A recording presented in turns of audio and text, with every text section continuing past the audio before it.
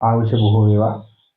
තුලා ලග්නය මේ නොවැම්බර් මාසේ. එතකොට මේ නොවැම්බර් මාසේ තුලා ලග්නය ඔබට ඔබ කරන වැඩ කටයුතු වලට ඔබ එදිනෙදා ජීවිතේ කරන වැඩ කටයුතු වලට පොඩි පොඩි සුළු සුළු බාධා එන්න පුළුවන්. සමහරක් වෙලාවට නොසිතූ බාධා එන්න පුළුවන්. මොකද මේ කාල සීමාව එච්චර හොඳ නැහැ. කියන්නේ අපිට හොඳ කාල තියෙනවා නරක කාල තියෙනවා. අපිට පින් පළ දෙන කුසල් පළ දෙන කාල තියෙනවා. ඒ කාලෙට තමයි මේ හැම දෙයක්ම හරියන්නේ සාර්ථක වෙන්නේ. ඒකට මේ අපල කියලා කියන්නේ අපි පෙර භවයන් වල කරපු අකුසල් පළ දෙන කාල සීමාව. එහෙනම් අපි හැමෝම අකුසල් කරලා තියෙනවානේ. ඒ අකුසල් කරපු නැති කෙනෙක් හොයාගන්න නැති තරම්. අපිට මේ ආත්මෙත් අපි අතින් අකුසල වෙනවනේ. දැන හෝ නොදැන ගොඩක් දේවල් වෙනවා. එතකොට ඒවට වන්දි ගෙවන්න වෙනවා. එතකොට ඒ අකුසල් කුසල් එක්ක තමයි ජීවිතේ ඉස්සරහට යන්නේ.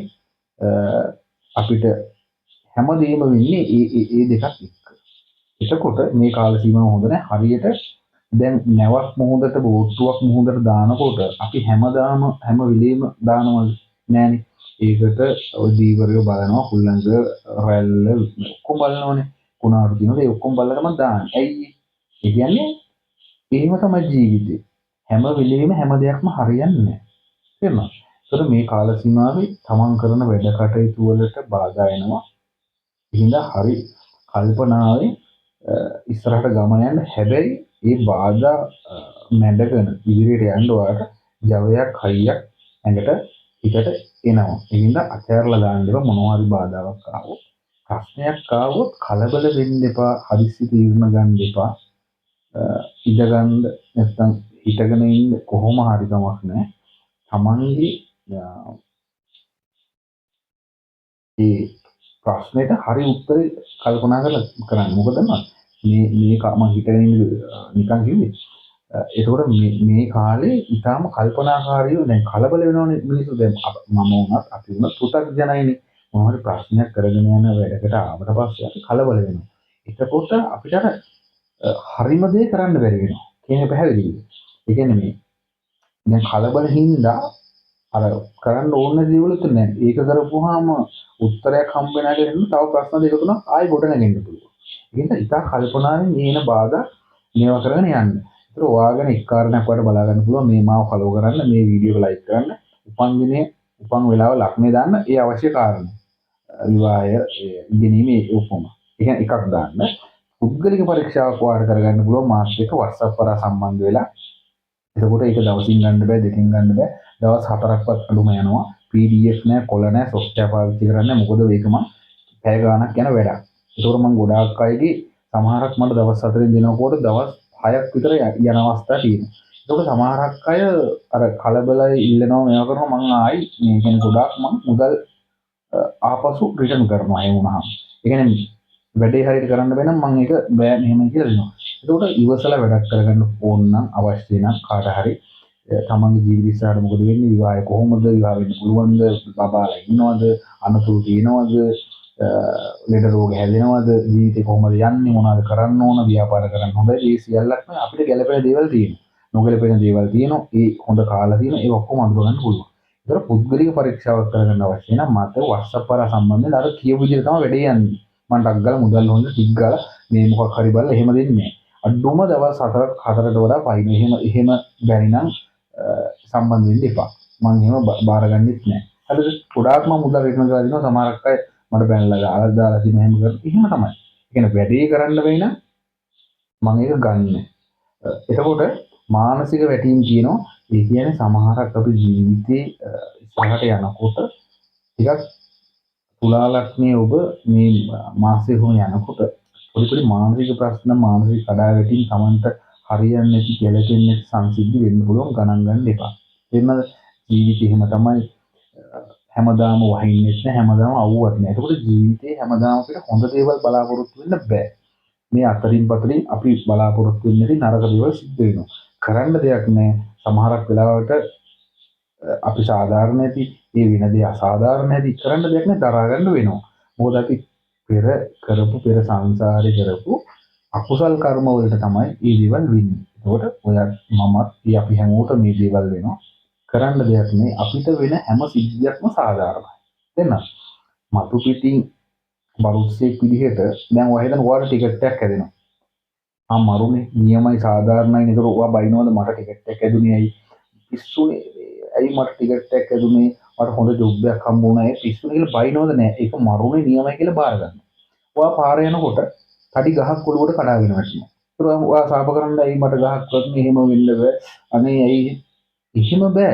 අර ටිකට් එක ඇදුන එක හොඳ ජොබ් එකක් ලැබුණ එක සාධාරණයි මේ ඔලුවට ගහක් වැටෙන එක අසාධාරණයි. නෑ ඒකත් සාධාරණයි. ඒක තමයි වැඩි.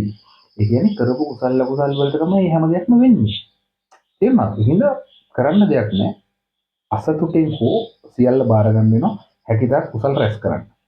එතකොට දේශකයන්ට ඔය උපදේශනය කරන්නේ දේශනය කරන්නේ අන්න ඒ අයට ඉතාම සුබ කාලයක් තමන්ගේ වචනේ බලවත් වෙනවා තමන්ට හොඳ කතා කරන්න පුළුවන් හොඳ ජවයක් එනවා අන්න ඒ අයට හොඳ කාල සීමාවක් ඒ වගේම තමයි පවුලේ උදවිය වෙනුවෙන් ටිකක් වැඩිපුර මුදල් වෙන් කරන්න වෙයි ඔබට තුලා ලග්න ඔබට මේ මාසෙ තුල පවුලේ උදවියගේ මොඑක් අවශ්‍යතා සම්පූර්ණ කරන්න ඔබගේ පසුම්බියෙන් ටිකක් මුදල් වැයන කාල සීමාවක්.